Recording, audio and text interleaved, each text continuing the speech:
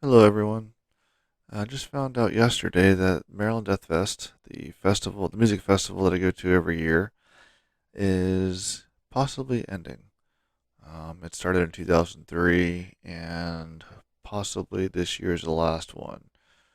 The organizers are just incredibly burnt out. They've been burnt out for a while, and they think that now is a good time to end it, which to me really sucks. The reason why is because I've been going to it for so many years. It's a staple for me each year to go, or want to go at least. I love seeing all the different bands that they bring in, like Suffocation, Venom, Napalm Death, Mayhem. I mean, they have some legendary bands that have come through there. I started going to it whenever I was stationed in the eastern shore of Maryland back in mid 2000s sometime. I think it was mid 2000s. And I think I found it on a fluke. Like I was searching for music festivals that I wanted to maybe check out, and it popped up, and I was like, all right, well, check it out. So the person I was hanging out with at the time, we got a couple tickets, and we went down and thoroughly enjoyed it. So that became a yearly festival for me. I saw it, I think, 7 times in a row. The first year I went, I was only there for I think Friday and Saturday, and that was how it was for a good 6 years. I think I didn't do the 4 year trip until I just decided to splurge one year, and that it basically became my default. I just started going every single year for 4 days. It was just mentally and physically exhausting. It was like a marathon. I had to remind myself every single year that I went not to overdo it the first day because it would have been it was hell the next day if I went to the extreme every single time. And by that I mean I wasn't sober a lot. Like I got there and the drinks were I think $8 or $9, maybe 10 for like a 20 ounce, maybe 22 ounce. And if you're spending that much money on a beer, you want to get as much of it as out of it as possible.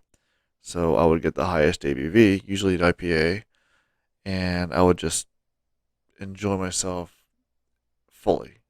It was my time to let loose, just do whatever I wanted, no worries in the world, listen to music for between 2 and 4 days, depending when I was there. Be exposed, find new bands all the time. Check out the merchant tables, buy shirts, CDs, hoodies, jackets, you name it. I think I probably bought some DVDs there too. But it was the festival that I looked forward to every single year. Um, Unfortunately, this year, someone decided to jump off the soundstage roof and kill themselves. It's incredibly unfortunate. I wish it wouldn't have happened. My heart goes out to the family and friends of the individual. I didn't know them, didn't know anything about it until one of my friends told me. So that's like the unfortunate period, I guess, or exclamation point at the end of the festival's history. It ends on Sunday. I'm not sure what bands are playing. I've been watching Instagram. Um, they post pictures and updates and bands that are playing and different events that are going on. They're also on Twitter, I think. But yeah, it was an unfortunate event, and but the great thing about it is you could go there and be whatever you want or whoever you want, and nobody's gonna care. You can go in there dressed as the angry video game nerd, you know, white shirt with a pocket protector, khakis, and big glasses, whatever. Or you can go as a stereotypical metalhead, long hair or bald, if you were like me. And yeah, my hair started thinning, so I was like, fuck it, I'm gonna just embrace it and do the Kerry King or Rob Halford. But yeah, you'll find everybody from every walk of life there, from all over the world. all over the country. We had people from Chile. They came on a regular basis every single year. It was just a great time. I saw bands like Pentagram, Napalm Death. I think Morbid Angel was there. Venom, Mayhem, um, the locals of what was the band's name? I can see it in my head, but I can't. Anyway, I have to come back to it, or whatever. But it's the biggest metal festival in the country, in the world, and unfortunately, it's ending. Um, yeah, it was a great time, and everybody that went there, you seem to enjoy themselves. You can go there and make as many friends as you want, or be like me and not really talk to anybody. Just be in the environment, be caught up in the moment. You can go in, and the best place to me, which I found out at this festival, was by the sound booth because what the people running the soundboard here, that's what it's going to sound the best. That's their job, and that's how they tell, either through headphones, monitors, or live. So standing by them, listening with earplugs in was the best sound you're going to get. Um, there wasn't a whole lot of crowd surfing on the outside, but when you went to like inside Ram's Head or Soundstage, that's where the crowd surfing was. Lots of stage dives, stuff like that. When I first started going, it was in the Edison lot, and that's by an overpass by a bridge. So you had two. Well, actually, no, I'm sorry. The Edison lot was later on. The first one was actually at. I don't remember what the name of the venue was. I think I keep wanting to say Sonic Sphere, but it's not right. But that's where I saw Ghost for the first time. It was before they were huge, before they blew up with Cerise, and everybody loved them. They were highlighted there, and I could tell they're gonna go places just by the way they presented themselves. I mean, the Pope was there. Their version of the Pope, the evil Pope, Papa Emeritus or something like that. His first character was there, and that was everybody's introduction to him.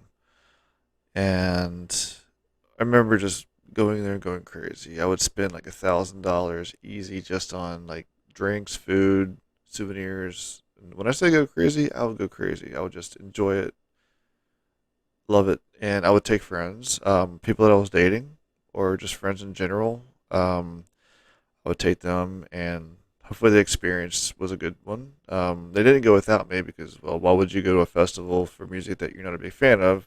You're just a friend that of a friend that likes it, or you're dating someone that likes it, so you could go there to support them. There's nothing wrong with that. I enjoyed it, and I hope they did too. I'll post some pictures at the end of this podcast so you can get a better idea of what it was like. I saw At the Gates there, and that was the first real band that I was really into that played there. I mean, Napalm Death was there, Pentagram, Suffocation. I mean, Suffocation I have a special relationship because of the festival. But yeah, so many bands that like would be in the States for one day, one performance of that year. They would go. If you could hear the kids in the background, apparently the neighbors are home, so sorry about that. Um, but it was a great place just to experience new bands, to enjoy the environment, to get out, just cut loose. If you go to like a country show or a punk show or whatever, going to a metal show is a different feel because there's no real whole lot of dancing. I mean, there's mosh pits and stuff like that, and there's headbanging, and people are swaying, whatever. But there's no real there's no country line dancing. There's no trendy dancing going on, whatever. I don't even know what you would call the dances that they come up with for different genres. Honestly, I've never thought about it. But people come up with dances all the time, and they do that at the shows. I mean, more power to them. That's just not really happening at Deathfest. I think part of it's because people there don't really have a whole. They don't really like dancing too much, and you can't really dance too much to metal like that. It's more of just, getting into it, going crazy, enjoying yourself, screaming along with the band, and because a lot of times the bands are fans themselves, and they're making music that you can't hear anywhere else, and they want to, so they make it themselves. Um, Bands like Lamb of God weren't going to be there. Slayer, they were very very mainstream. They could have played, but I don't know if they chose not to, or if they were invited, or what the deal was. It was a great place to find underground bands. The first few bands that you would get there for each every single day was locals. They would play for 30, 45 minutes, maybe 15 sometimes, maybe two or three songs. Just plug it in, play a few songs, and get off the stage. And that's very common. Uh, it helps them get their music out, helps them to establish themselves, gain a fan base. And to be honest, some of the bands are really good. Some of them are really stupid. I mean, I saw a few that I just looked at and was like, what are you thinking? It's, I mean, great, you can play a chord, but you sound horrible. You need more practice. You're a great opening band, but that's about it. And then you have bands that were opening bands that should have been headliners. So you have a good mixture of everything. Um, I have a shirt from every single year I went. I have posters. I have two of them hung up. I think at least two, and I have at least two that need to be hung up. Some of them, one of them is from one of the festivals I didn't even get to go to. It was before I knew about it, but I still had the poster. I think I bought it on accident. I think I got the Roman numerals wrong, and I just didn't look at the bands. So that's the main reason why I know it was a mistake. But I mean, still, I display it proudly because just because I wasn't there that year doesn't mean I wasn't going to be. I would have been there if I could, if I'd known about it. Um, some of the vendors there, they tried to be edgy. They tried to have like metal sound or metal sounding names like Warpath Barbecue or Satanic Sundays. Like it'd be like an ice cream shop. They like have like a whole list of like ice cream products that they made, and all the different Sundays would have like a satanic name, like I don't know, Satan's Blood Sunday or Goat's Head Hot Dog. Who knows? Just funny stuff. It's all tongue in cheek. Everybody knew that it was just there for fun, and so it was just an enjoyable time. It was a great community experience, and I look forward to it every single year. Now, bad things did happen there. People did overindulge. People had to be carried out in stretchers because they get drank too much, alcohol poisoning, or they didn't think that, oh my God, it's like 95 degrees and you're on a black top and we're all wearing black. So the last thing we should probably be doing is chugging beer. Well, when you're caught in the moment, you don't think about that. So ambulances get called. I've seen quite a few of them myself. But the good thing is, nothing was really, really serious. I mean, obviously, health issues are serious, but there weren't any fights. There wasn't any stabbings, or, I mean, when I mean fights, I mean sure you're gonna fist fights, stuff like that, but no stabbings, no shootings, nothing like that. It was all just basically being a mosh pit. You get a little bit too crazy, somebody gets a little pissed off, and next thing you know, it's just fight. But they usually get separated pretty fast. So it was never a really negative experience. I think the only real negative experience I had was being hungover the next day and exhausted and realizing I have another 3 days to go. That was the day that I reminded myself daily, or the weekend that I reminded myself daily, that this festival is a marathon. It's not a sprint. If you're going to last all 4 days, you have to pace yourself. in both eating, drinking, resting, everything. Um, the hardest part, honestly, was the heat because after they shut down the first part where you could go inside to a building where it was nice and cool, the majority of it was outside. So you went blacktop in the middle of Memorial Weekend, all weekend. So you know how hot that is in the middle of Baltimore. And imagine wearing all black, because metalheads all wear all black. That's all we do. I do because I hide stains. But you would see so many things happening.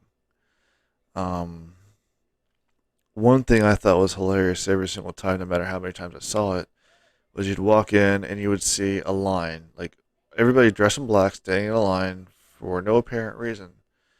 And if you didn't know better, you would think that, what the hell are these guys doing? They're just being dumb. But you have to realize that it's 90, 95. We're all wearing black, and we got to find shade. So what they do, they found a pole in the middle of the parking lot. They would get underneath that pole, the shadow, and stay there. That's how they got out of the sun. I mean, sure, people were wearing sunblock and stuff like that, but even if you're wearing sunblock, it's gonna get hot. So that's how they did it. They would find a pole and get into the shade and line up like that. Now, yeah, there was like an overpass and stuff like that you could get under, but you couldn't see the band. So why would you want to do that? You're missing out on great music. Now, I will say that I found out that doom metal is not my favorite genre or subgenre of metal, and I found that out by going there because the band Sleep, well, stoner metal, Sleep played, and they have an album that's one song that's 60 minutes long. Now, if you want to check it out, go for it. I've tried to listen to it once, and I made it most of the way through, but my ADHD prevented me from really keeping focus, if you know what I mean. So it's great album to listen to when you're driving, just chilling, not really worried about anything, because there's not a whole lot of vocals in it, if I can remember right. Um, but that was definitely the band that helped me realize that I don't like listening to those type of bands live because I'll get tired. It's like me going to a metalcore show. Metalcore is great for a song or two, but after you know 3 or 4 of the songs, it gets really boring, especially live. So I just avoid those genres. So going to a festival like this is good to figure that out. What else happened there? I remember being there with a friend of mine, and we would just go back and forth between the different venues. And if a band looked cool, we'd go check them out. If they sounded good, we'd stick around. If not, we'd go find something else to do. Um, if we wanted to go eat something, we'd just go to the local restaurants, grab something small, and go back to the festival. Um, Usually, the people I was with didn't really drink very much, so it was usually just me just going crazy and trying to making sure they have a good time. Because that's a big thing for me. If I'm taking someone somewhere, I want them to enjoy themselves. Um, and I'll do whatever I can to help them achieve that. It's not always possible, but I try. So the people that I actually took to the festival with me, I tried to have them look at the schedule to see what bands they might recognize and see which ones they might want to go check out. That also helped me because, I mean, hell, if it's a band I don't know, more power. I gotta go check it out, maybe find a new band because that's how I found the band Royal Thunder. I went to it. It was my first or maybe my second year going, and I went up to one of the vendors and I was explaining, hey, this is my first time being here. Well, not really my first time, but I'm fairly new to the festival. It's my first or second year, and just wanted to see what you guys had. And he said, "Well, how about this? Are you a fan of Janis Joplin?" I said, "Yeah, I like her. She has a great voice. I like her stuff." He said, "Check this band out. I think you might like it. It's called Royal Thunder, and I think it was the XIV uh, album. I can't remember exactly, but it's the one that had Time Machine, and that song has become one of my favorite songs. Check it out on YouTube. The entire song's a build up. I forget what the song's about. I think it's about a relationship that went sour, but it's my favorite song from them, and I can listen to it so many times throughout the day. And it's things like that that really made that festival special.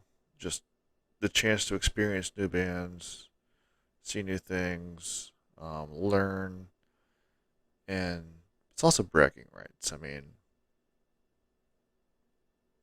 you're saying like 50 bands in one weekend. How many other festivals can you go to and say you saw that many bands? And not all of them are good, but majority of them are fairly decent. I mean, if they're coming from overseas to play this festival, you gotta at least be decent, or at least be on the radar of people with good taste in music.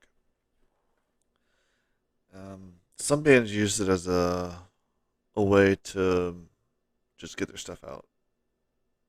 Like I mentioned before, the local bands, they just did that. What else was very memorable besides the whole thing? I remember being exhausted almost every single day, even if I did uh, treat it as a marathon. Like waking up in a hotel room that isn't my own room. Oh, that's another thing. The hotel room that I was always staying in the same hotel because it was like $50 a night. It was cheap as hell, and it was within like a mile or two of the festival, so I could drive down there and get back without any too much of issue. Um, I would sub rip before I left. So yeah, that the hotel. I remember being in there, and it was so bad. Now I'm knocking the hotel, but I'm incredibly happy it was there. Like I said, it was the only one I stayed at because of the price. But if you went in and actually looked around, one year the front of the AC unit in the bedroom was off. It fell off. We couldn't get it back on. Another year, we went in and they had shelves on the walls, but they decided not to move the picture that was on the wall, and they put the shelves right under it, so you couldn't get the picture out if you wanted to. So that's how cheap this place. And the windows had cracks in it. I'm fairly certain that uh, some of the rooms were hourly because one time I was in the hotel and someone came bust. I was trying to get a room with my friend and I because we were going to stay there that weekend, and this guy busts in with his girl. He said, "How much for a few hours?" I'm like, one of two things are happening right now. Maybe both. But it was a great time. So many different stories from that place. I flew down when I was stationed in Michigan. I flew down there um, one year, and it was the one time that I had to seriously think about whether or not I wanted to buy a bunch of stuff and ship it back, or if I wanted to be conservative and not buy 30 CDs, 20 T-shirts, and everything else that I usually would. So I just decided to go conservative and not worry about it, which worked out because bought a plane ticket that went into it and didn't have a whole lot of money at the time. So yeah, I would have loved to go there whenever cannabis was legal, and I would have loved to have just smoked a joint on the Edison lot while watching a show. That would have been awesome. I would have had to buy it while I was down there, but that's okay. That's fine. Um, wow, you don't see under. Hmm, what other really fun stuff happened there? Besides the bands, besides the experiences and the heat, it was just walking around the city was great because you would see people from the festival all over the place because not all of them had cars, but taxis are a thing. This is before Lyft and Uber were a thing.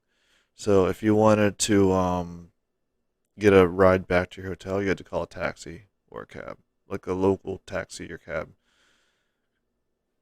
I mean, now they have Uber and Lyft, but this was, I'm talking like early mid 2000s. Didn't exist back then. And I remember going to the 7-Eleven that was 2 blocks away because I hadn't eaten all day, and they had like little subs and like bottles of water. I'd go grab that, and because if you bought food at the festival, you're spending like $10 on a hot dog. It's festival food. It's carnival, They or fair stuff. They're gonna take as much as they possibly can for like I'm guessing the funnel cakes probably cost them 30 cents to make, and they were selling for $15, I think. So you're seeing that kind of a profit, maybe 5 or 10. I can't remember exactly how much it was. I think I only bought it a couple times, but I was so drunk and so in the moment at the time I didn't care about the price, and most don't. That's why they can charge so much. And you'll find bootleg stuff there. There are so many CDs. Like if you go to like Virgin Records. I don't know if they have any metal bands, but if you were to go into their one of their stores, they wouldn't have as many tables out with CDs as there was at the fest. That's how serious it was. That's how serious people took it. You can find so many underground bands just searching through there. I mean, like live, hard to find rarities. They'd have them there. Badges, pins, patches, you name it, they sold it. I'm surprised they weren't selling fart jars. If they could get away with it, they probably would. But it's not a matter of the craziness that they sold. It's just adding to the experience. But yeah, it's gonna be sorely missed, and I really enjoyed every single year I went to it. I was looking forward to going to more, but apparently that's not gonna happen. If you check on YouTube, you'll see videos and different things from the festival that people put together. And I'll put some more. I'll put some pictures at the end of this so you can check it out that I've taken. I mean, you can tell because I'm in them. But yeah, hopefully something is going to take its place. Hopefully the bands will continue touring on a festival circuit because when it comes to metal, you're not going to find bands like Metallica. You're not going to find stadium bands, like a lot of them. Most of them are going to be playing in like local bars or local show or theaters. I know that Behemoth is touring right now. They played in I think in Worcester, not too long ago at the Palladium. They played with Arch Enemy, and they aren't really used to playing really big places because metal bands just don't usually. I mean, Slipknot, yeah, they're a very well known mainstream band that almost everybody and their mother knows. But ask someone if they know Behemoth or Arch Enemy or anybody that's not the top or Big Four or mainstream like Testament or even Pantera, Sepultura, stuff like that. You're not going to find those type of bands at the festival, but you're going to find some amazing bands that nobody's ever heard of.